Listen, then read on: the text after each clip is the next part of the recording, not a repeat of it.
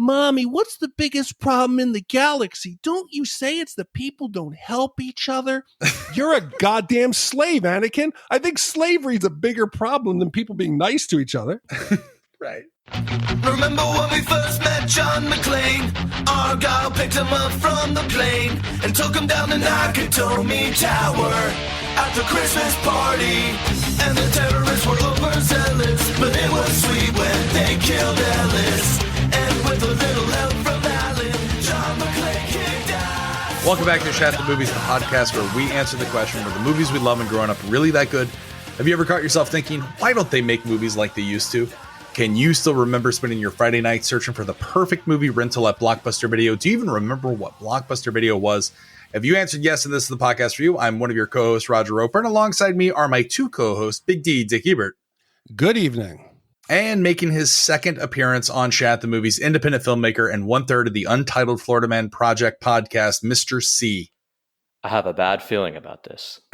And each week, we take a look back in time and decide if our favorite films still hold up. Each week, the audience selects from 6 movie choices that we then break out the race car VHS tape rewinder and watch the movie that tallied the highest number of votes. At the end of the podcast, the three of us will provide you, the audience, with a number of wipes each movie would take to get off your respective butts. So thank you so much for listening. If you have not already, hit that subscribe button and share with a friend. It's how we help the podcast grow. You can also check out our sister podcast, Shat on TV, where we review television series such as Westworld, Taboo, American Gods, Game of Thrones, True Detective, Watchmen, and Lovecraft Country. Find everything about Shat on TV on the website shatontv.com. Finally, for everyone who craves all of our Shat, follow and subscribe to the Twitch channel. Just go to twitch.tv and search for Shat the Movies, where you can catch both past and live content each week. That being said, Big D, what movie are we doing this episode? So there are very few franchises that are more 1980s than the Star Wars franchise. We've already done Empire Strikes Back, which I unfortunately was not on. But one of our listeners said we need to go back to the very beginning. And by that, they meant the 1999 Star Wars Episode 1 Phantom Menace. All right. Well, anytime we have a commission sent in, we always ask the listener or the person sending in the money to write in, tell us their thoughts of this movie and why they commissioned Shat the Movies to do it. And Big D, you've got that letter right in front of you. I do. And this commission came from Canadian Riley. And he wrote, "Hey there, Shat the Movies fellas. Riley here. I just wanted to say that I love listening to the podcast at work. I've been listening to you guys since the summer, and you've given me many hours of entertainment. I've been wanting to commission a movie for a while now, and I think I've come up with a perfect one. Star Wars Episode 1, The Phantom Menace. I know that the movie is far from perfect, but it has a special place in my heart. I was born in 1997, so I wasn't around when the original trilogy came out, so the prequel trilogy is what I grew up with. When I first saw it, I remember loving everything about it. But now that I am the wise old age of 22, I realize that it's not as good as I remember. But with its flaws, it has things I love, such as the pod racing scene, Darth Maul, Ewan McGregor, and Liam Neeson's performances, and of course, Jar Jar Binks. Just kidding, fuck that guy. I'm the kind of person who loves every Star Wars movie, no matter how bad the acting, directing, or script is. I get enjoyment out of all of them. I really look forward to listening to the podcast and hearing what my main man, Big D, oh, that's sweet, thank you, See? has to say about this movie, hearing how big of a Star Wars fan he is. Thanks again for all the hours of entertainment. May the Force be with you. P.S. If you guys find yourself in the Southwest Ontario area, let's grab a beer. And that was from Canadian Riley. Oh, well, thank you, Riley, so much for writing in. Star Wars Episode 1, The Phantom Menace is a 1999 American epic space opera film written and directed by George Lucas. It is the first installment in the Star Wars prequel trilogy and begins the Skywalker saga, though it was the fourth film to be produced chronologically. The Phantom Menace is set 32 years before the original film and follows Jedi Master Qui-Gon Jinn and his apprentice Obi-Wan Kenobi as they protect Queen Amidala in hopes of securing a peaceful end to an interplanetary. I've done this 5 times, and this is the one we're going to go with. Trade dispute.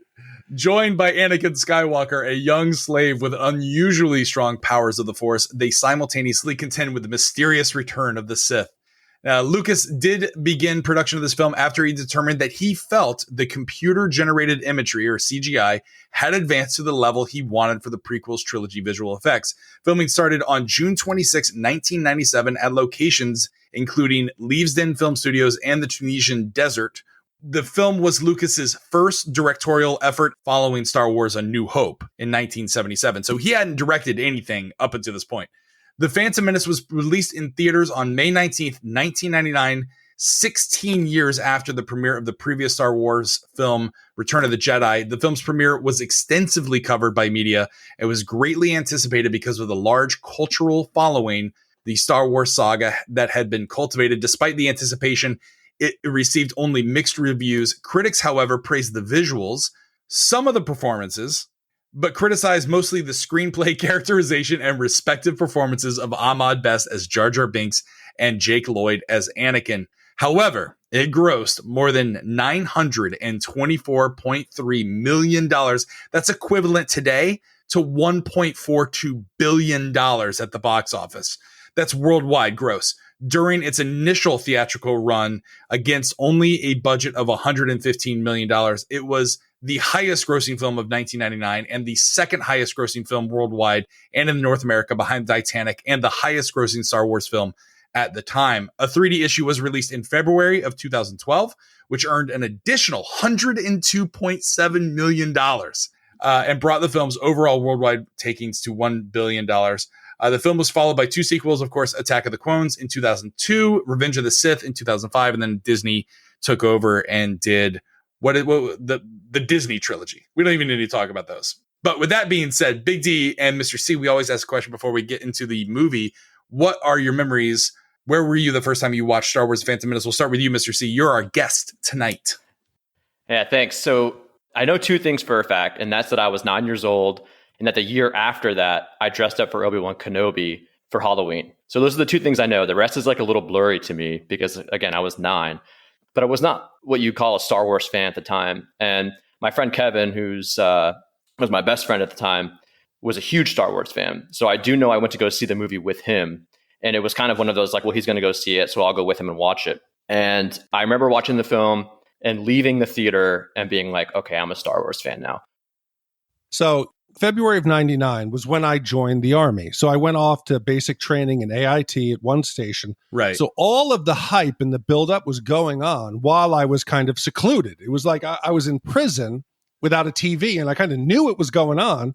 And I had seen the original Star Wars in my parents' station wagon in the drive-in. I had my X-Wing fighter. It is some of my fondest memories. I have on the shelf in my house 3 toys from my childhood. My 1979 Millennium Falcon, my Kenner toy, the original. Right. I have it up there. My snow speeder, and I have a Tron cycle, the yellow one. So these movies, as a kid in the 80s, you had to love these. They were incredible. Nobody had seen anything like these. So when the movie finally was coming out, I was in AIT still. So I couldn't even run to see the movie when it was first the big release. So I saw it when I got leave the first time. I went to see my friends down in Orlando. And I saw this with my buddy Brett Paulson at the AMC 24 Pleasure Island. It was a few weeks after it had come out, so the theater wasn't that packed. And I don't remember being disappointed, but it wasn't what I had hoped it would have been. Right. Because there was such a buildup. Like, did you feel like you were going off and joining the Empire when you joined the Army? And then you were like, I'm going to root for the Stormtroopers. No.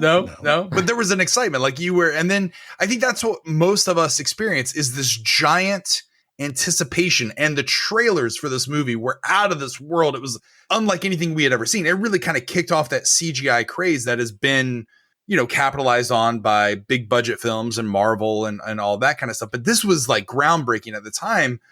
I remember I was a sophomore in college. I was about to go away to be a camp counselor at a sleepaway camp in Hershey, Pennsylvania. And I was pumped. I was a huge Star Wars geek. The hype surrounding this was insane. I went to the theaters when they re-released the digitally trilogy we grew up with. And I remember going with those with my girlfriend. And I was so pumped for this. And while I didn't see it on opening day, I think I saw it that opening week. And I was doing summer school in Gainesville, Florida. So I pre-bought tickets with my buddy and his girlfriend. I remember saying to them, we got to get there early. We got to get a good seat. Like the lines are going to be outrageous because that was what you were seeing in the media, right? So this is before you could like rent seats. Now you can do that, right? You can reserve your spot. So we get there an hour before the movie. Nobody's there. No line whatsoever. We are the first person to enter the theater after the guy from the last showing is done, mopping up the floors or sweeping up the floors. We get there and we sit for literally an hour. 3 other people come into the theater. And that's it. That's the crowd. That should have been my first clue. Well, with that being said, Big D, play the trailer.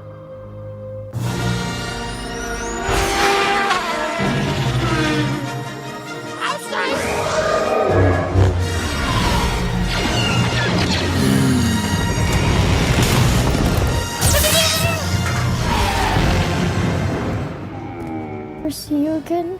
What does your heart tell you? Are you sure about this? Trusting our fate to a boy we hardly know? Anakin Skywalker, meet Obi-Wan Kenobi. I sense much fear in you. The boy is dangerous. They all sense it. Why can't you? Fear is the path to the dark side. Fear leads to anger. Anger leads to hate. Hate leads to suffering.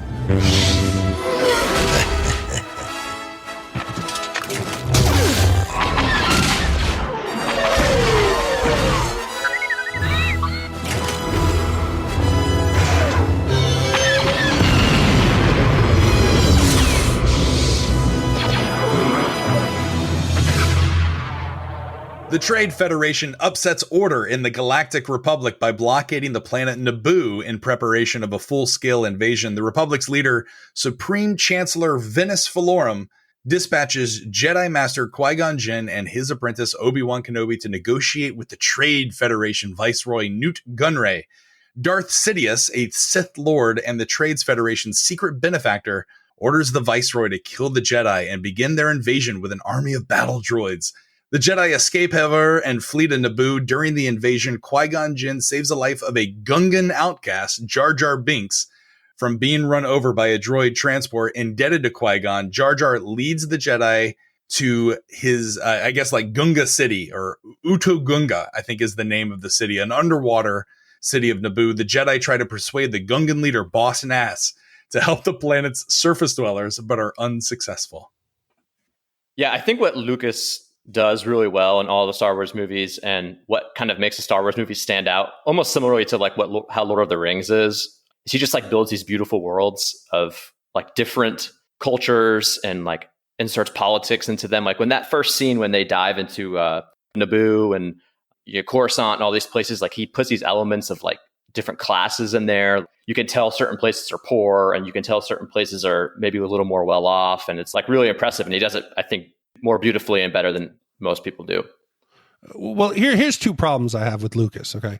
Is that, first off, what made Star Wars, the original trilogy, completely revolutionary is the way that he portrayed the future. It was a hodgepodge of technology. Everything looked like it was junkyard tech. Right. Everything looked used. It was worn. It was beaten. When Lucas came back to the prequels, everything is polished. Everything is clean. Everything looks like it is brand new. And that's not realistic. And Lucas started this terrible trend when he redid what Roger said was the original, that he did the remastered edition, with the crazy effects that he added. We don't need one sand crawler. We need 7 of them. Right. We need to have 18 different explosions when the Death Star goes off. And that's Lucas's problem. He can't leave well enough alone. Yes, these worlds look great, but I don't need 35 different mechanics working on pod racers. I don't need 17 different types of digital aliens. Sometimes simple is better. Yeah, it's like my Mighty Mugs collection. When I just had 1 or 2 or 3 strategically placed in front of comic books, it was cute and it was nice and less is more and it looked nice. But then I went crazy and I was like, I need every Mighty Mug character there is. And it just flooded my office. And so one of the things I've done since I've moved is I've just eliminated like 3/4 of them, like 75% of it. And the ones that I keep up are nice and it's simple. Less is more, right? Right. See, like you're a filmmaker, less is more. Yeah, simplicity is great in all creative avenues. Like minimalism is great in any avenue of art. But I have one thing to say about what Big D was saying about the beat up aspects of like the first trilogy.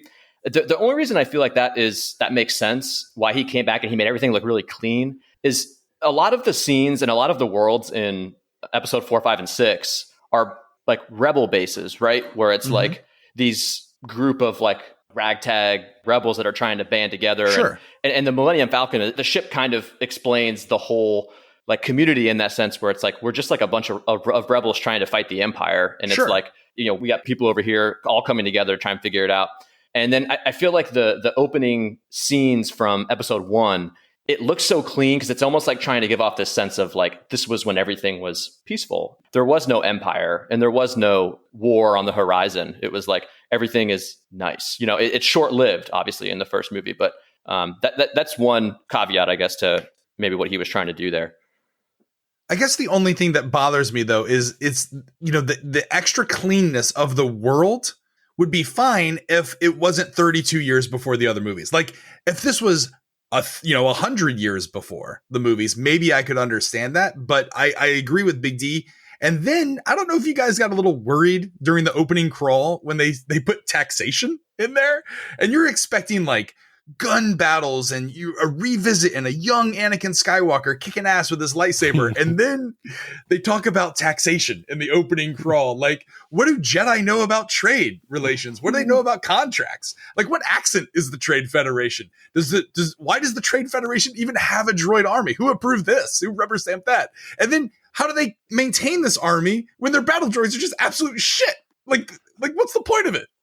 I'm just surprised we didn't get 35 or 40 minutes of actually like senators meeting one-on-one to debate different trade routes and show it. Why didn't we get to see the vote? I wanted to see the 10,000 members all vote for Palpatine. I'm surprised that they didn't do that. And it's almost as if each one of these set of trilogies, they kind of forgot what had come before. Sure. And that is the biggest strike in these movies. There is no consistency. When you build a world, like Mr. C said, and you have an established canon of a universe, you can't get away from it. So when this movie starts off, and I see that even those little destroyer, the rolling droids, have shields. The Gungans have shields. Everything has fucking shields. But then we get to The Rise of Skywalker, and they tell us that these Star Destroyers cannot have, they don't work below atmosphere. Come on, man. You can't destroy the canon of everything that comes before it. What about the Rebel base at Hoth? Wasn't taking down the shields in atmosphere kind of a big thing? Right. So why not get a bunch of Star Wars nerds in a room and let's say, hey, what makes sense? Take some advice from the world and the community you've built and just don't think you know it all. Well, it goes even further than that. It's not just the world building. It's also like the Jedi powers. Like the best thing that we remember about Star Wars, the original trilogy, from our, we as kids, we get our flashlights and we'd have lightsaber battles, right? Before they would actually make real lightsabers that you go out and buy and play with and all that kind of stuff. We had light, and those were great. It would get really, really dark. We go outside and we do that. But when you look back at those movies, the lightsaber battles are there to tell a story. They're not there to be a choreographed 30-minute ballet. And then the only Jedi powers that we really knew about was maybe a little of precognition, like you were kind of with the world. You could, sentient beings, you maybe felt something a little bit different. Maybe it was kind of halfway psychic. You could tell people to go away if you wanted to. You could could do a little bit of Jean Grey moving stuff with your mind. But then all of a sudden, as soon as we're introduced to Qui-Gon and Obi-Wan, all of a sudden the Jedi can hold their breath really long because they gas them enough to where the battle droids, the robots, go, I think that's long enough. And then they go and they open the doors. And then like the little not C-3PO comes out. And then the Jedi start blasting and going into this great battle. Then the big guns come out. And then all of a sudden the Jedi can run really fast. And then that's never brought up again. And then when they go underwater, they have an apparatus. Why did they use the apparatus to begin with? Or their Jedi powers to swim and hold their breath for long periods of time. They're inconsistent within the first 45 minutes of this movie. They are less Jedi and more like Batman with the utility belt. Right. They've got their little breathing apparatus.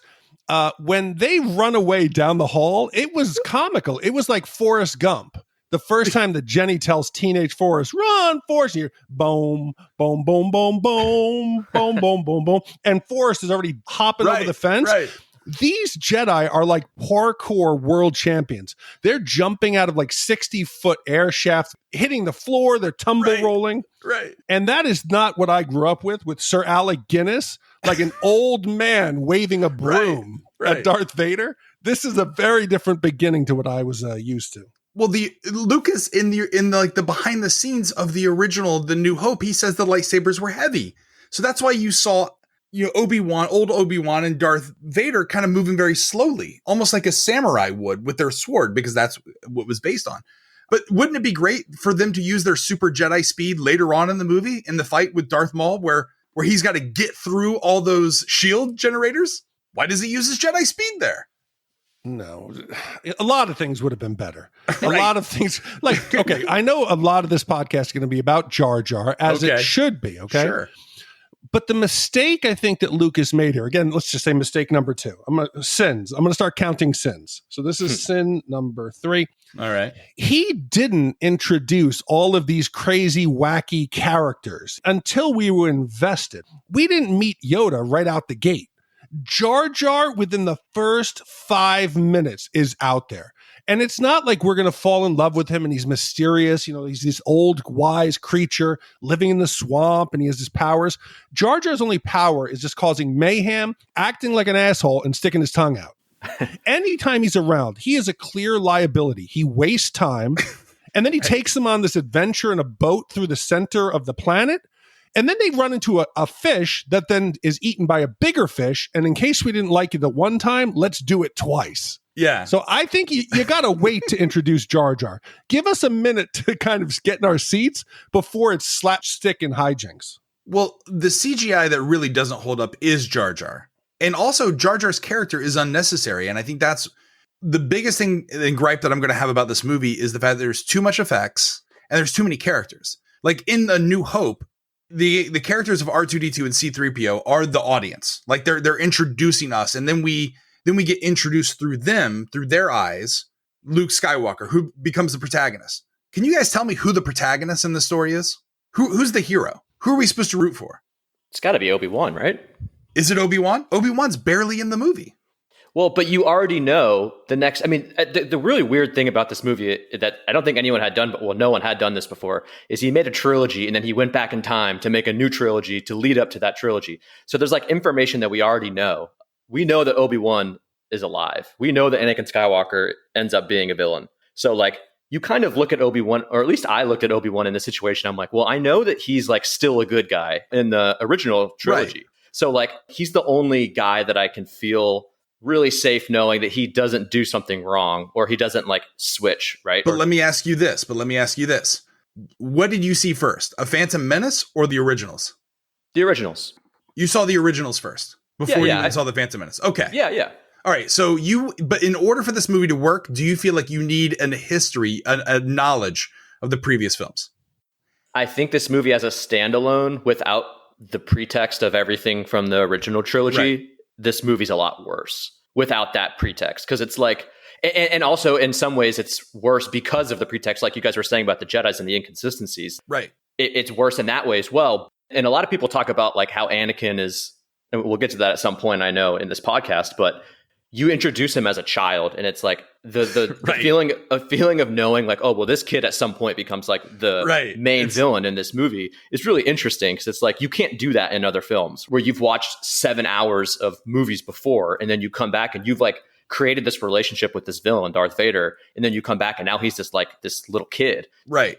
And I was going to say before, it's really hard to go back in time and keep up with the times like in real life. So it's like he went back in time to make new movies while also trying to keep up with like the trends of movie making 16 years later, which is like, you know, back in the day, like the original trilogy of Star Wars was like amazing, right? Like it was this thing that came out that revolutionized movie making. But it wasn't just the effects. It was the fact that he told a simple story based on archetypes that were famously, you know, written down by Joseph Campbell. Like he heavily borrowed that hero's journey and made a simple story that we could all relate to. What archetype is fucking Jar Jar Binks in the Joseph Campbell format? And that's my advocacy for Jar Jar. Relating to him is tough because he's such a goofball and it's almost like he's too goofy for a serious movie. Right, that's the problem. There's actually an interview with George Lucas where he's talking to all of his producers and they're like kind of challenging him on the character of Jar Jar. And George Lucas's response to that by saying, well, we've never had a character this funny before. And everyone kind of like in the background, you can hear everyone go, oh, well, and like start like kind of like chuckling at him, you know? He does play this like jester archetype, which follows Joseph Campbell's like 8 character archetypes that he has in his hero's journey. And usually what that character archetype is for, he's supposed to create challenges for the heroes. Like, it's weird because he's a hero, but he's creating more difficulties for the heroes than if he just never existed. And that sounds stupid, but it's almost like a cheat way to create like plot points and things like that. Another thing that those characters do really well is they mirror the emotions of the audience, where like you have like Obi-Wan and Qui-Gon, who are these super intelligent, like holier than thou Jedis that would never kind of break that serious character, maybe unless it's like some snarky comment, right? They're warrior monks for all intents and purposes. Right. And it's hard to, as like a normal person and not being in that universe, to relate to those people. So what Jar Jar does is kind of like that guy who asks the questions and expresses the emotions of the audience, where it's like, oh, we're about to go dive in this like little tiny ship to the center of the earth and possibly, get eaten by these giant fish. Like, he expresses that this is a bad idea, or are you sure you want to do this? Which is what you're thinking, right? I mean, it's a common character theme throughout a lot of films. Like, I don't know if you guys watch the Harry Potter series, but like Dobby from Harry Potter, who's until the end of the series does nothing good. All he does is just create issues for Harry. So the reason why people don't like him is the reason he's in the movie or in the story. Okay, so I'm not going to blame Jar Jar. Let's not Jar Jar shame here, okay? But this is Lucas's fault, and this is fucking Qui-Gon Jinn's fault. You're on a secret, urgent mission. You were just almost killed and assassinated. You now have to go rescue the queen, and instead you're saving this fucking jester who's running around being like, "Oh, muy, I love yours." That's ridiculous. You want him working on your pod? Is that what you want? You're going to go out there and race, and you want this dude sticking his tongue out between the couplers? No, you wouldn't let him change the tire on your car. I think that George Lucas doesn't know what humor is. I think he has, because it's the same three jokes. It's Jar Jar does something funny. He steps in poo, or a space camel animal farts on him, or he puts his mouth or tongue somewhere that it shouldn't be. Like, how are you going to have a power coupling that's going to contain engines of pod racers that go extremely fast, and the only thing done is your lips get numb? Like, that's it? You don't just blow up? There's got to be an edit where Jar Jar's face just explodes when he put his head, and he's never seen again. I found myself half hoping when he got his tongue caught in it that he would sit up and speak normally, speak articulately, be like, "What are we doing, young Jedi?" I would have been like, "Holy shit, Lucas gets it. He gets it." Have you guys ever dove into the conspiracy rumor that he's actually a Sith Lord, Jar Jar Binks? Yes. Like, what do you think about that? What do you think about that, Big D? No. No, Lucas didn't think that far out. Don't give him any more credit than he deserves. But why do you think, how can he make such a good series and then go back and make such a, like, what's your excuse for that? You're brainwashed. Go back and look. Right. Star Wars was complete luck. A lot of the editorial decisions they had to make in special effects were budgetary constraints that ended up working. Then he gets to Empire. He doesn't even direct it. He then goes to Return of the Jedi. He doesn't direct again. After the first Star Wars, he kind of took a back seat, let other people handle it, and it was excellent. Once he got full power, he was like fucking Jar Jar out there sticking his tongue in a coupler. I see. Right. Well, with Jar Jar's guidance and underwater transport, Qui-Gon and Obi-Wan travel to Theed, the capital city of Naboo.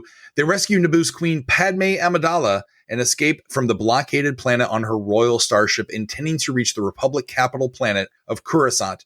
The ship is damaged as they pass through the Federation blockade, and they land for repairs on the outlying desert planet of Tatooine, situated between the Republic's jurisdiction. Qui-Gon, Jar Jar, droid R2-D2, and Padme, disguised as one of her handmaidens, visit the settlement of Mos Espa to purchase equipment for their ship. They encounter there the shop's owner, Watto, and his 9-year-old slave, Anakin Skywalker.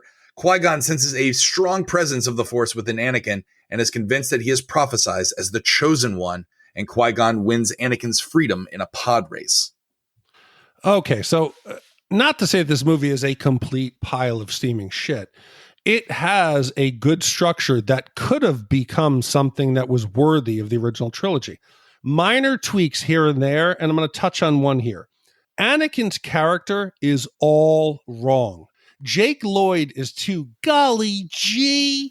Come here, Wally. I know I'm a slave, but my life is great. I got a good house, my mommy. I got all my electronics. I'm not getting beaten. Bullshit. He is a slave who eventually becomes Darth Vader, right? why is he not having a harder life? He's a slave kid. Make him street smart.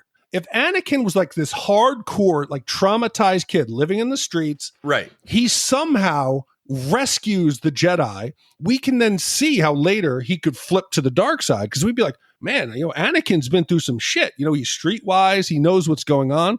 Instead, he's like, Mommy, what's the biggest problem in the galaxy? Don't you say it's the people don't help each other? You're a goddamn slave, Anakin. I think slavery is a bigger problem than people being nice to each other. Yeah, the problem that we have, we talked about this, Anakin should have been like an Aladdin type character. He should have been a streetwise kid that gets by. He does anything to get by, to collect maybe electronics so that he can escape his slave existence. I hate the fact that they even introduced the mother, or let alone this immaculate conception bullshit.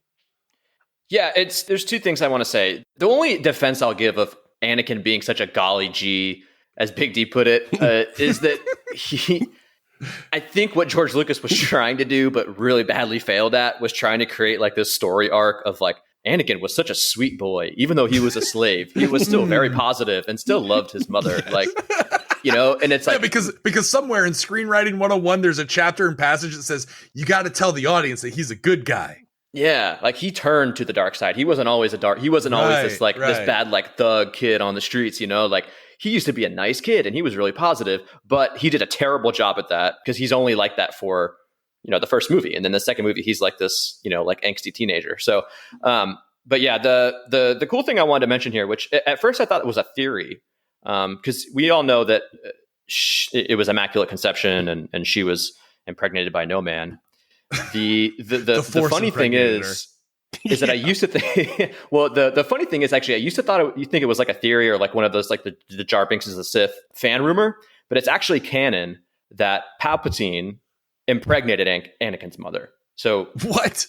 Yeah. So it's actually canon that Palpatine, before he killed his master, was able to found out a way to create life using the midichlorians. So when he did Jedi rape, this is technically Jedi rape. That's exactly what it is. He essentially rape? He raped her with the Force. He forced himself on her. Yes, yeah. He raped her with the Force. He didn't have to touch her. He just did it with whatever the midichlorians or however the hell he did it from his throne on Coruscant, or like from, I don't know if from he had to planets far away, or was he like hanging out in Mos Eisley, the spaceport, and as she walked by, he does the Jedi wave, and it is done. She is pregnant now. Yeah, something like that. I mean, I think the funny thing is that like, how did Palpatine like get on Coruscant and that close to her where nobody noticed who the hell he was? But like, I think what it is like, but what the theory is that he just was able to do it from his throne, and like that kind of comes back in the last episode of the last series where he creates those other characters. Hold on, I'm calling complete fucking bullshit. Okay, okay. A lot of time they say the simplest answer is usually the correct one. Everybody in this universe is either really stupid or they just want to believe. I'm going to say maybe she's full of shit. Maybe this was not an immaculate conception. Maybe she's living in a spaceport as a slave. Maybe she had other jobs than cleaning her house at some point. Oh, right? Come on. Okay, you're not going to call. I'm going to just say horrible. This is that it's more of a likely story that his mother had a normal conception, that she had sex with somebody, right? But she's trying to play off this immaculate conception as maybe a way to get off the planet. And I wanted to say, address his mother. She's got some issues. She seems really eager to give Anakin away, considering he's an immaculate conception, right? Anakin shows up with these two long-haired hippies, right? Off the street and says, hey, there's a sandstorm. All of a sudden, she believes they're Jedi. Do they float anything around? Do they even show their lightsabers? Do they show like a Jedi passport? They don't show anything. All of a sudden, she's like, great, okay, what time do you guys want to take Anakin? You want to get him out of here? By the way, I'm going to give you my phone number so we can connect later so I can check on my son. These could be intergalactic child predators, for all she knows. And she's like, I'm out. Bye.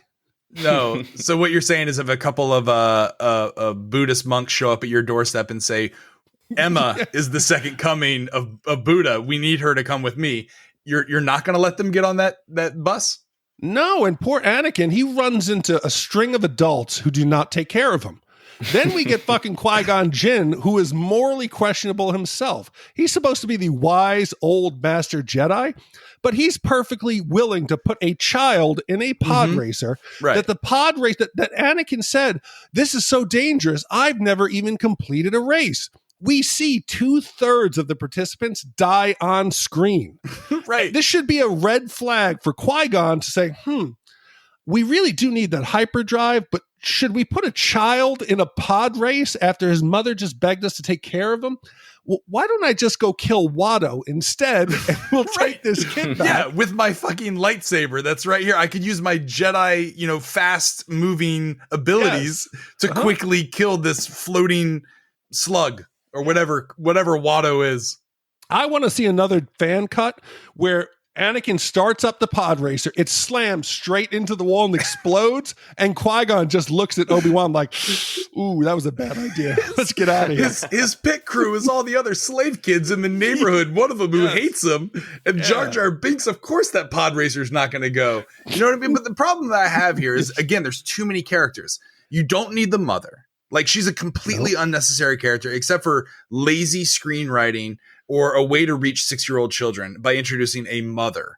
That, the whole reason he turns evil is because his mother was massacred by sand people later on. Like, first of all, a little bit of racist, and then also not a good enough reason. Like, show us, if you're going to tell the story about how a naturally gifted, force-sensitive street urchin on Tatooine was discovered, like, give us a little bit of bad boy.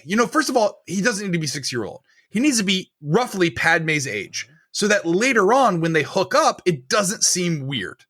And also give Padme a reason to like Anakin. He's a bad boy. He's a hot shot. He goes down pod racing. Like, at one point, a young Anakin goes to like an old lady and like gives her bread or something like that.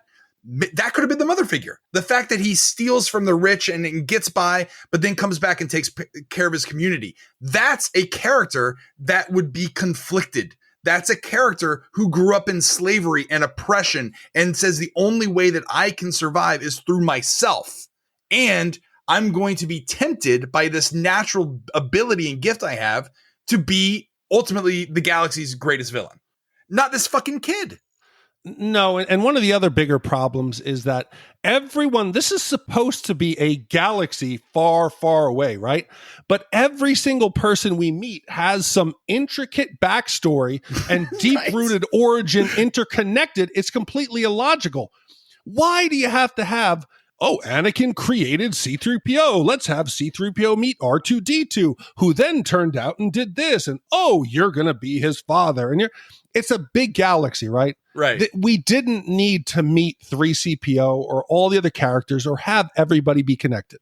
Well, that was my question. In the original trilogy, it's never mentioned at all that C-3PO was built by Vader. No. So why even do that? No. You just saying that made me laugh. Yes. C-3PO was made by Vader.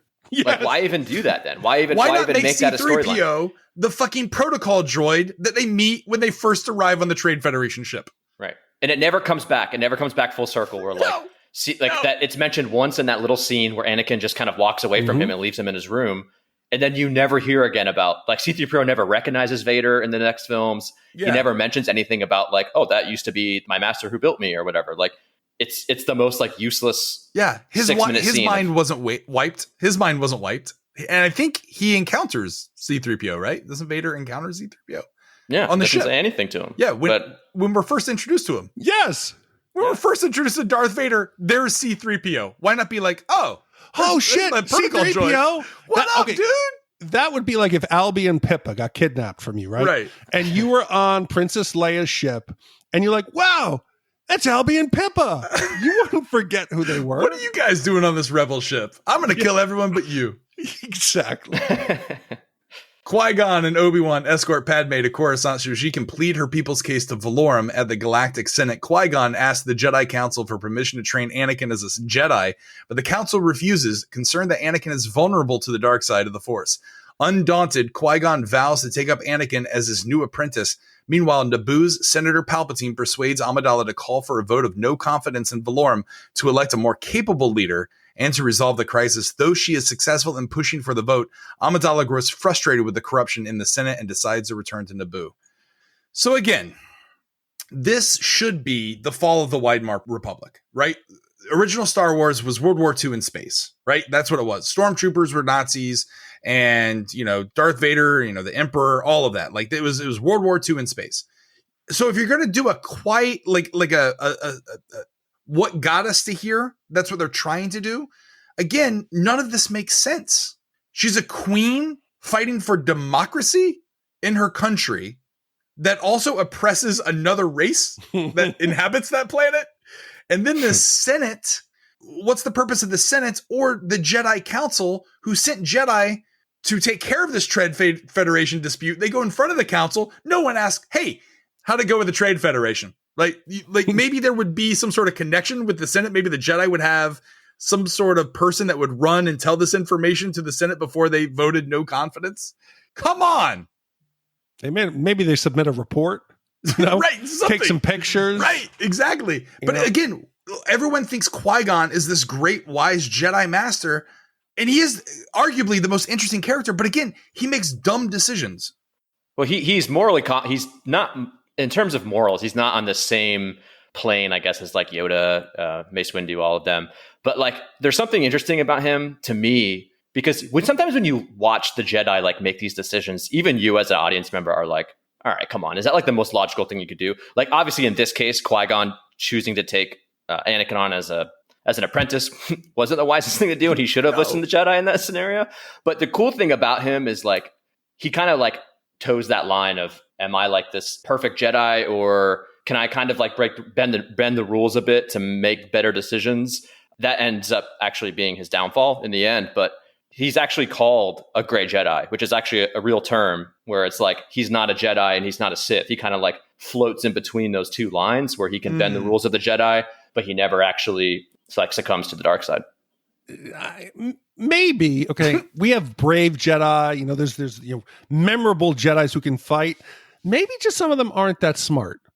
Maybe Qui-Gon he's on the everybody says, have Qui-Gon do that. Okay. Just have him go do it, right? He's going to come back with another kid. The Jedi Council is supposed to be the oldest, the wisest, the most knowledgeable, but yet Qui-Gon can just stroll in and be like, oh yeah, you wanted me to give you a report about the genocide I just witnessed.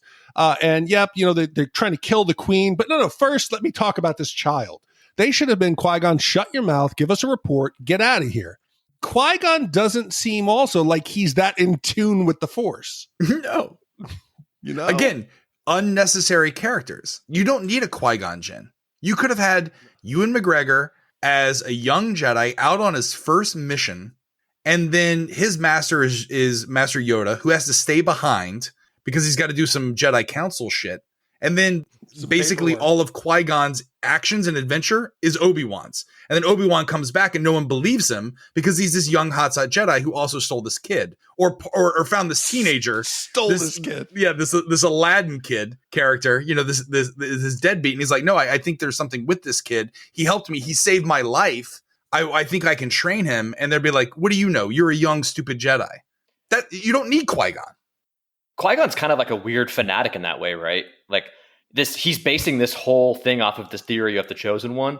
He's breaking a lot of rules and making a lot of rules based on like a dogma, based on like almost like a religious belief of like, well, there is a chosen one and I tested his midichlorian rate and it's so high. So he must be like the savior of the universe. And everyone's telling him this is not a good idea. And he's like, yeah, but I think like, according to my beliefs that this is the right thing to do. It's almost like basing like politics off religion in modern world, like that's not how you should do it. Well, that's why it's a council. See, but I also think the council kind of give each other the eye. Like maybe Qui-Gon has a habit of showing up with boys because he's got again. He has his apprentice with him. right? They're like, Obi-Wan's here. Why are you trying to pick a new one? They keep sending out Qui-Gon. They're like, listen, he keeps coming back with young boys. We gotta send him on these crazy dumb adventures just to get him away from these young boys. What's the most boring place that he won't find young boys? Well, there's a trade dispute down on Naboo on the outer banks of the galaxy. Let's send him there. And fucking he comes back with a boy. And Damn like, it, Jesus, he still found a boy. What do we have to do? He keeps coming back with little boys. Yeah. Well, on Naboo, Padme reveals herself to the Gungans as Queen Amidala and persuades them to join in an alliance against the Trade Federation. Jar Jar is promoted to general and joins his tribe in a battle against the droid army, while Padme leads the search for Gunrai in Theed. During a battle within the starship hangar, Qui-Gon tells Anakin to wait in the cockpit of a vacant starfighter. Anakin inadvertently triggers the starfighter's autopilot, traveling to the battle against the Federation droid-controlled ship. So possibly one of the worst military decisions ever made is to make Jar Jar a general, right? He has demonstrated no proclivity to any kind of tactical. He never even made a recommendation like, Misa think we should go around the back door. He never says any of that. So now you put him on the battlefield. He's in charge of Gungans. He is swinging around those orbs. He's hitting his own vehicles. He's got battle droids' severed arms and blasters stuck to his leg. He's falling down. He's shooting all over the place. In the military, when you went into combat or you were deployed, you knew who your leaders were that were competent and the ones who weren't. And the ones who weren't, you would discuss ways to get them off the battlefield because you wanted to go home. I think that there would have been some kind of friendly fire incident where Jar Jar would have been the first one to catch a blaster in the head. And it probably would have saved lives. Right. But again, the issue that I have here is, again, where are the Jedis in all of this? How did they not know this was going to happen if they have premonition type powers? Yeah, I didn't understand it either. Like when Padme comes up and admits that she's the actual queen, and the whole time I'm just thinking like, how does nobody know this? Just her and this girl that I get kind of looks like her, and Keira Knightley. Like yeah, it is Keira Knightley, which is interesting because they actually look a lot alike in real life, I think. But the fact that Obi-Wan or Qui-Gon Jinn never even like attempted to or like to say something to her like, hey, we actually know you're the queen, so maybe we should just like all know that and keep that a secret between the three of us, and it'll make everything go a lot easier. Because there is a point like when she steps forward to talk to the king, that Qui-Gon and Obi-Wan like give each other this look, and it's like a really like nondescript look. I'm not sure if they're looking at each other like, oh shit, I had no idea, or oh, we knew the whole time. It's about time she said something. I mean, for God's sake, you can sense a disturbance on the other side of the galaxy if some shit happens, but you can't sense something right next to you. When they were on Tatooine and the handmaiden, who's the real queen, decides to go into the city with them, and her security guard looks at her, he's like, the handmaiden wants to come. Wouldn't Qui-Gon have been like, I sense some stress here. What's going on? So that leads me to believe that the Jedi, they're just overstating their powers. This might all be hype. The Jedi could be like a televangelist on TV. And just any time that they feel like the flock isn't believing them, they say, I feel a disturbance in the Force. And people buy it and just shut up. Because the fact that he couldn't tell either that Anakin was dangerous or that wasn't the queen makes me think that Qui-Gon's either a bit slow or he's all smoke and mirrors. No, the Jedis are fucking bullies, right? Anytime someone questions on them on this bullshit, they force choke someone or pull out their lightsabers and threaten to cut off their head. That's what they do. The Jedis are the Bible bullies, space faith militants, like from Game of Thrones, right? Where they just walk around. They're like, we have the power of whatever. And they're just all following the High Sparrow, which is Yoda. And then if anyone questions their shit, they publicly shame them or pull out their lightsabers and threaten to do battle with them. You know what I mean? Like, or it's just Qui-Gon. Maybe he's the only one that doesn't know what's going on. And he's like, he's really good at pretending that he knows how to be a Jedi. Right. And everyone maybe knows that he's not, and they're like, let's just let him. He's just old. Let's just let him finish it out. And we have a feeling he's going to die soon. So maybe if we just go along with it, he won't come back with another young boy. Yeah. Maybe if we just let him, go talk to Gungans and say, you must see that you have a symbiotic relationship. They don't have any kind of symbiotic relationship. The Gungans live underwater. The Naboo live above land. Any 6-year-old kid can figure that out. They live completely on separate areas of the planet on the completely other side. So is this a conversation about colonialism? Like, are the Naboo racist? Was there a civil war on this planet? What happened here? The Trade Federation calls the Gungans primitive, And it seems that the Naboo people have abused the Gungans to the point to where Queen Amidala has to go and beg for them. Like, she has to kneel in front of them. Well, he liked it because she kneeled to him, and he felt like they always were superior. They thought they were above them. So it's just the act of kneeling, you know? Yes, but the only answer is they were there just as a reason to introduce Jar Jar. So Jar Jar is the core sin that led to this. You don't need any of the Gungans. You don't need this questionable colonialism. You just have Anakin and Qui-Gon survive the assassination. They land on the planet. And guess what? They go try to rescue the queen. Right. They rouse up some Naboo people who have been frightened in their homes. And they bring together kind of a rebel ragtag group of people to try and take back their city, like the French resistance in World War II after the Nazis stormed Paris. World War II in space. Yeah, and then there's that moment where Qui-Gon's telling Anakin, do not leave this hangar, right? It's like his first order to Anakin as his apprentice. And his inability to follow orders is like, that's like the first step, right? Like, even though like what he did was probably anybody else would do that, you know, like you're in a situation where you have to leave, but it's like that first step of defiance where you're like, oh man, he couldn't even listen to like that one order. And it's like kind of this metaphor to, this is the first step into the dark side. Well, yes, okay, maybe he can't follow orders, but he's a 9-year-old child. How about the adult in the room fucking step up? Qui-Gon, can you please leave your little boy home? Why are you bringing your young child on this covert mission? I think he's going to cause a problem. Just leave him home, right? He doesn't want to be more than 50 yards away from his little boy. It's like he's trying to get Anakin killed, or he's afraid that Anakin will have a chance to talk to some of the other Jedi about what's been going on, right? The mother, you promised to watch out for him, right? Why are you not doing that? You know, and then what's even a bigger red flag is that Anakin, yes, he disobeys. You know, his years of slavery, I guess, did not teach him, you know, because he gave him more carrot than stick. But he flies out there and he blows up this command ship, which has presumably thousands of living creatures on it. It's not all droids. There's living animals, whatever they are on there. He blows it up. And instead of him having a moment of soul searching, being like, oh my goodness, I just took a life. Or just, he goes, woo! Alarm bell should be going off that this kid just blew up a giant spaceship without even a little concern for killing somebody. Again, wouldn't it have been a better characterization as if Anakin, you know, accompanies Obi-Wan, right? And Obi-Wan is busy, and Anakin uses that as an opportunity to take a starfighter and go join the fight against Obi-Wan's commands. Like, it would have been fun to see, you know, a character that, you know, is kind of a hotshot, a little too self-confident, and he's going to go do this against the will of his new master, so to speak. You know what I mean? Because he's done with having masters, because he was a slave kid. He doesn't want to listen to anyone.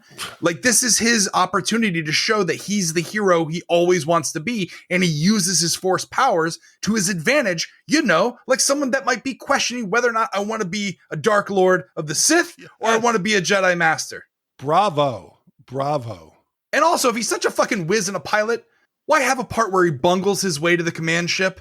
Why would an autopilot be taking him here? Why is there always a control ship or a Death Star? It's nothing new.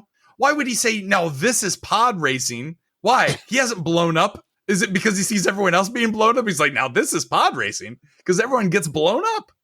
Fuck it. If the autopilot took him right into the hangar bay that he needed to shoot, why don't all of them hit autopilot? Right? Yeah. So, hey, the war's over, guys. It's great. But it doesn't make any sense. You don't even need a pilot. Just send a bunch of drones to go into the building. No, we would presume in the future that artificial intelligence would be improved. The droid army is more inept than the human stormtroopers. They make jokes like they can't. Oh, are these them? Maybe not. They can't shoot any. It's like the Three Stooges built robots. Right. That's what they are. And it's like every scientist is intentionally building in a major defect or flaw that any low-level commander would spot. Hey, guys, maybe it's not a great idea to have a vent port that goes straight into the reactor of the Death Star. It's like they're trying to fucking just lose. Well, as a kid, Mr. C, were you scared by the battle droids? Were you worried that at any time the battle droids were going to kill your heroes?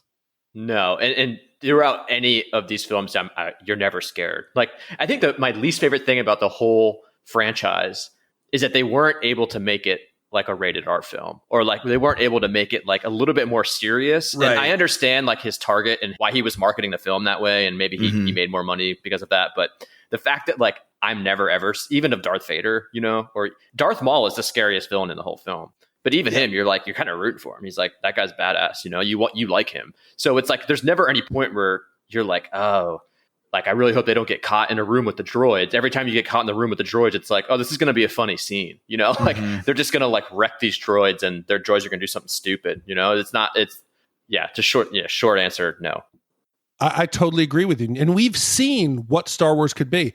As a kid, the scene in Empire Strikes Back where Luke goes into that cave and he has to face his fear of his father, and he strikes down Vader and he opens up. As a kid, that terrified me. Right. Yeah.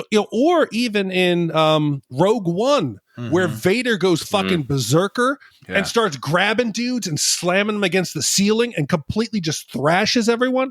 You could put those in without it being an R, and even that little hint of danger makes the movie so much more powerful, and it makes us invested and caring about the characters because we could lose them at any moment.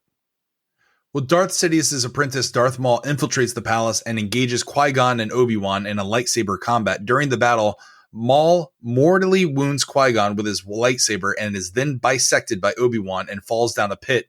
Anakin blunders into the control ship's hangar and causes destruction from within before escaping, deactivating the droid army in the process. After the duel, Qui-Gon requests Obi-Wan to train Anakin and dies in his arms. Palpatine is elected Chancellor and Gunray is arrested. Yoda promotes Obi-Wan to the rank of Jedi Knight and reluctantly accepts Anakin as Obi-Wan's apprentice. During a celebratory parade, Padme presents a gift of thanks to Boss Nass and the Gungans to establish peace. End movie.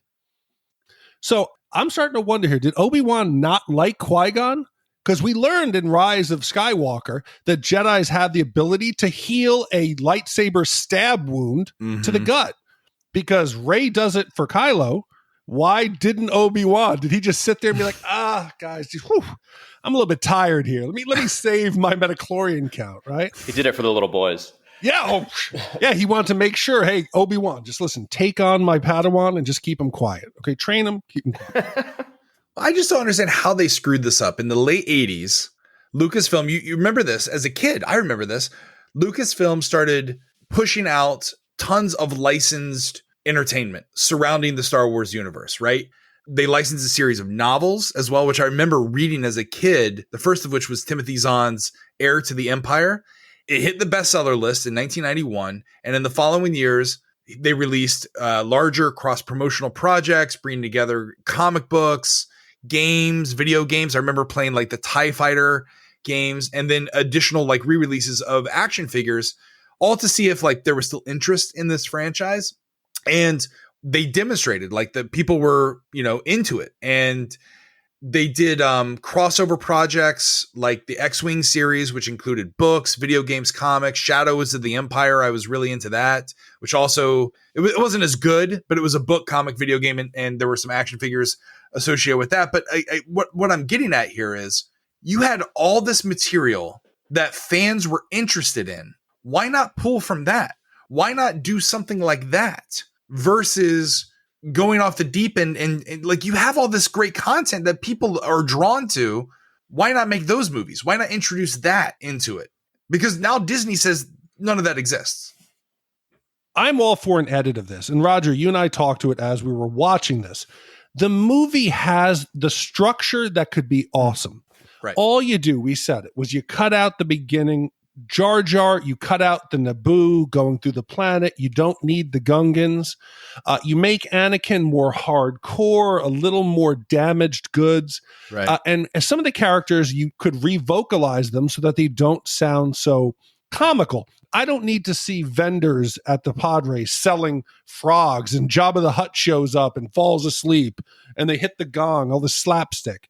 Make this more like Rogue One, and holy shit, you got the beginnings of a kick-ass prequel trilogy. Yeah.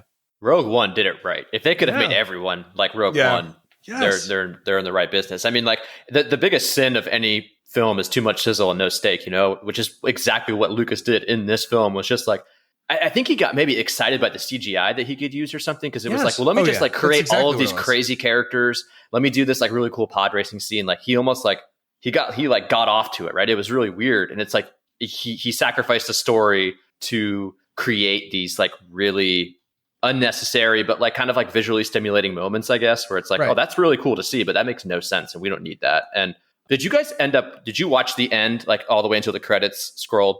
No, I turned it off as soon as it popped. So right after the scene, like we're quite, Qui-Gon's dead and Queen Amidala is passing the gift to Boss Nass.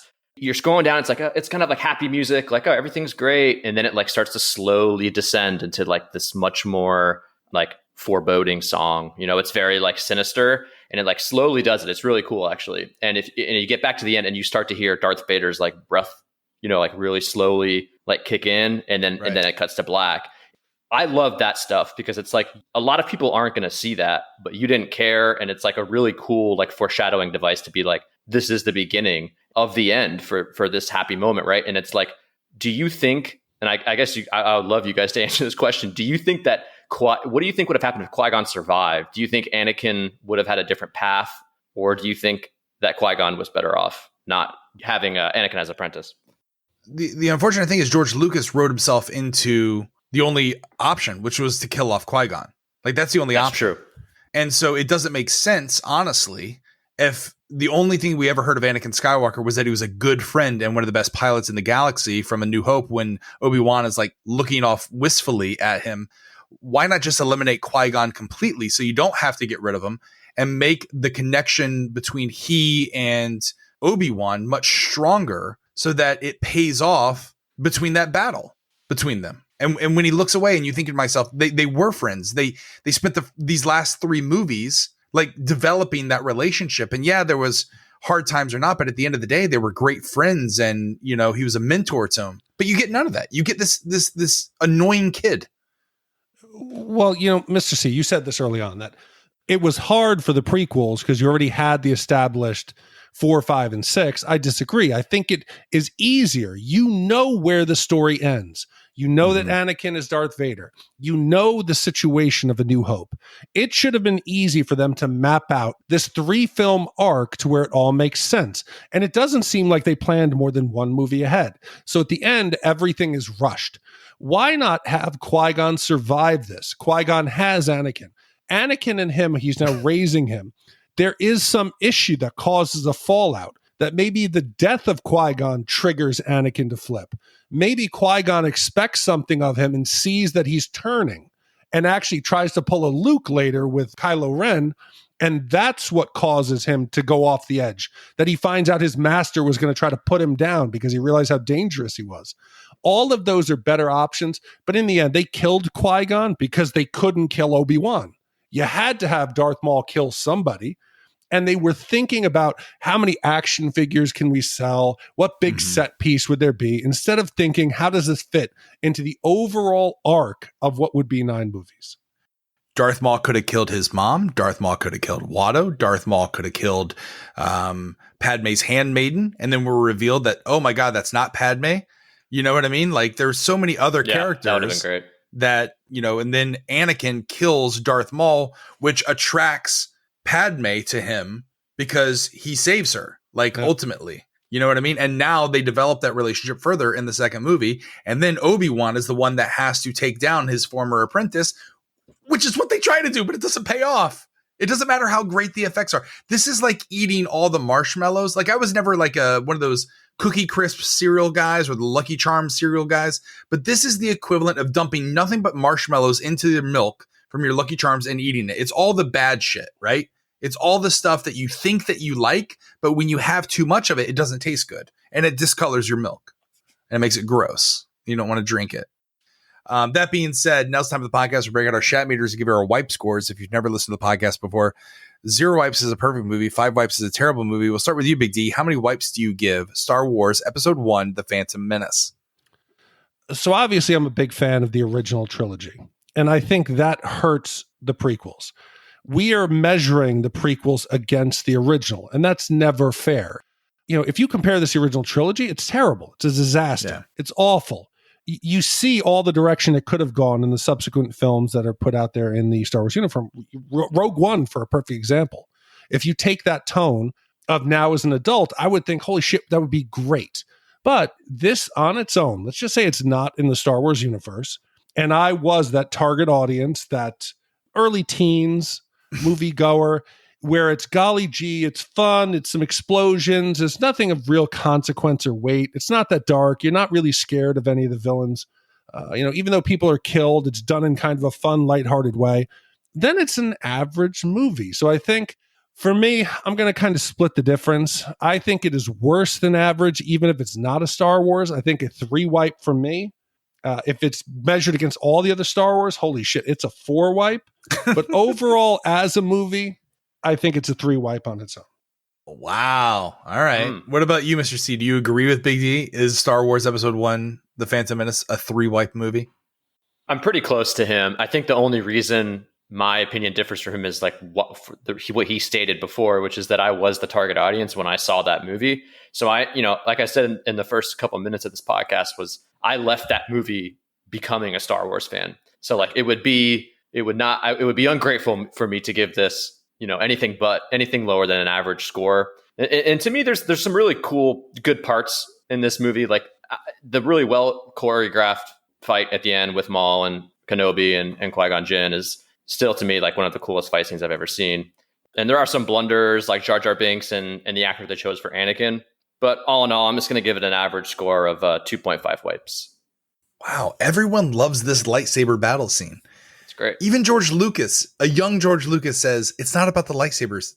That's secondary. It's the story, the struggle between master and apprentice, and seeing him fall and use his powers for darkness instead of light.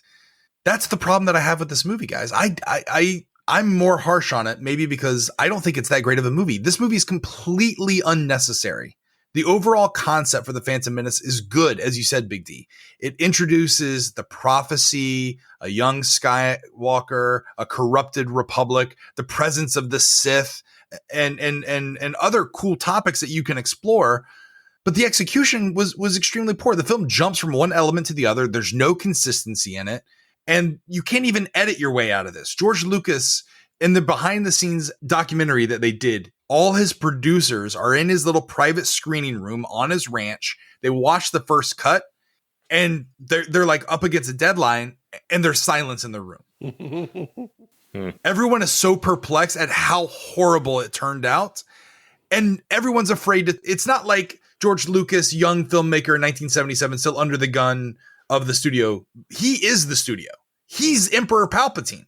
Everyone's afraid to say anything to him. And that was the problem. And that's why this movie is such shit. In a space of 90 seconds, you go from lamenting the death of a hero like Qui-Gon Jinn to a slightly comedic with Jar Jar to Anakin returning. It's in a very short time. This comes from the editor, and Lucas seemed to agree, but it was too late to make the cuts. And in the behind the scenes footage, it shows Rick McCallum sitting in silence, just staring at a screen with his hand over his mouth. And that was my exact experience when I watched this movie back then. And it is today. I don't know how they fucked this up. I don't know how royally they screwed this up. You needed more space camel farts. Right. More Lucky Charms marshmallows. Yeah. George was like Qui-Gon, and everyone in that staff room was like the Jedi Council, afraid to tell him no. That's it. No, George, no more. No more little boys. Stop bringing little boys back to Luke Skywalker Ranch. No more. So with all that being said, I give Star Wars Episode 1, The Phantom Menace 4.5 wipes. I am much more harsh on this. I will say this. It did revolutionize the way that filmmaking was made with CGI. It was just really bad. And then the Avengers films heavily pull from what he did here. Like the Wakanda battle scene is the exact same thing. Like all the droid army had to do, those were like the evil alien dogs. You know what I mean? It influenced so many movies. So I'll give a half wipe for that. So what Roger is saying is this changed Hollywood, but not in a good way. Not in a good way. Absolutely not. That's right. So 4.5, 2.5, 3 wipes. Add those up, divide by 3. That gives you your overall Shat score, which is what, Big D? So Roger, with an average score of 3.33 wipe repeating, That puts Star Wars Episode 1, The Phantom Menace. It is now tied in the 132 spot with Weird Science and The Batman Movie, 1989. It is slightly better than The Burbs, and it is slightly worse than Explorers. That's sad. Hey, Jar Jar, he belonged in Explorers. Tell me, that Blues playing alien, do you remember? Yeah. Oh, that's right. Oh my God. Yes. I shoved that out of my mind. Put Jar Jar in that ship and it's perfect. I think Jar Jar was on that ship, and that's why I didn't like Explorers. Yes. Exactly. All right. Well, that does it for Star Wars Episode 1, The Phantom Menace. Mr. C, thank you so much for joining us. Big D, what movie is Shat the Movies reviewing next? So next week, we will be doing a film that was commissioned by Adam R., one of our longtime commissioners. I think this is probably like his 13th commissioned movie. It seems like every other week is commissioned by him or his brother. Right. So this one is one of our favorite. He is Mr. 1980s. This is a man who has a career that really doesn't deserve one. It is a film starring Chevy Chase, and he plays Erwin Fletcher. He's the best investigative reporter in the country, and he'll need all of his skills when he becomes the main suspect in a murder case. After inheriting a Louisiana plantation, Fletch makes the journey from Los Angeles to check it out. When he winds up in bed with a lawyer, who in turn winds up dead the next morning, Fletch has to solve the crime before he ends up behind bars for someone else's misdeed. This, again, was commissioned by Adam R. It was released in March of 1989. And it made $39 million at the box office. So this one will be very interesting. Yeah, you know who was up for the role of Qui-Gon Jinn in Phantom Menace? Was Chevy Chase. Chevy Chase was up for it. No, he was on the short list. He was up for everything. There's a running gag where we believe that Chevy Chase was up for, because he says he was up for every role. I took that seriously. Holy shit. I was like, no way. So did Chevy. He took it. Yeah, exactly. Well, thank you, Canadian Riley. I really appreciate it. That concludes this week's episode of Shat the Movies. Be sure to follow us on social media and share with a friend. We're everywhere, including Facebook, Twitter, Snapchat, and Instagram. Just follow the handle at Shat the Movies. So do that. I am also making an announcement that this will be my last Shat the Movies podcast. There have been a lot of situations where I just feel like it's best for me to step away. I feel bad for even having to fucking say this.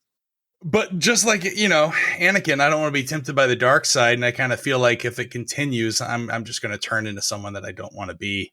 And it's for that reason that I am going to kindly step away from the podcast.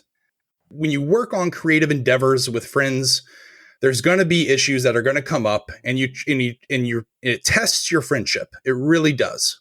If anyone has ever been through that, I think your and I's friendship was strong enough to go through those things. There were times you were mad at me, I was mad at you, but at the end of the day, we always had that friendship that we could turn back on. And I'm sure I pissed you off, and you've pissed me off, and that happens.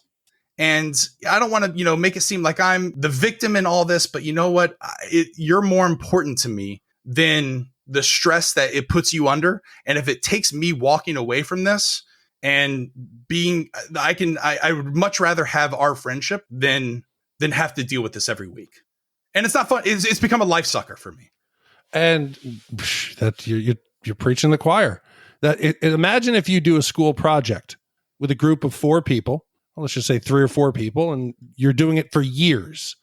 Personalities are different. Work styles are different. Certain people carry a certain amount of the weight. Differences in personalities kick up. So this podcast started out as something that was fun. It was, let's go. But along the way, life changes. People's responsibilities change. Their time commitments change. So differences in personalities are only compounded, and people's stress levels become different. And it just got to a place where it wasn't tenable for all of us. So it's you and I, it was a fantastic ride. I'm so glad that you value our friendship. And if people think that this is all just an easy thing that we do each week, it's not. It's more work than you can ever imagine. It's more stress. It takes a dedication that normally people don't have for a hobby. This is not a normal hobby. but it's become something that we've done and we do out of an obligation to the people who listen. You know, it's like family. When you get a letter from somebody saying, hey, you guys have changed. I was in a dark place. I was suicidal. I lost a loved one. You feel an obligation. So that puts some further stress on it. So I completely respect your opinion, and I'm glad that you and I are still friends. Yeah. So anyway, so Mr. C, Benny, and I, we closed down the Florida Man podcast last night. And so we might do some things. I don't know. Maybe not. Might be completely different. But thanks, everyone. It was an interesting ride. It was a fun ride. It was enjoyable for the most part. But yeah, no, that's it for me. Enjoy. He was America's greatest investigative reporter. And now, he's back. Any mail for me? Fletch lives. He's a master of disguise. Elmer Gantry, Elmer Fudd Gantry. This house is obviously infested with reticularius mariacomos. Well, what's that? What's what? And a dedicated professional. I quit. Rumor has it that you have inherited a sizable piece of property. Mr. Fletcher? As far as you know, what can I do for you? There's been a murder. Was she feeling all right last night? Felt great to me. And Fletch is the prime suspect. You feel like making a statement? Ask not what your country can do for you. Ask what you can do for your country. Demons out! He's willing to try anything. That's great. Risk everything. Bend over. Ben, nice to meet you. Victor Hugo. And stop at nothing. Hold on tight! Chevy Chase. Fletch lives.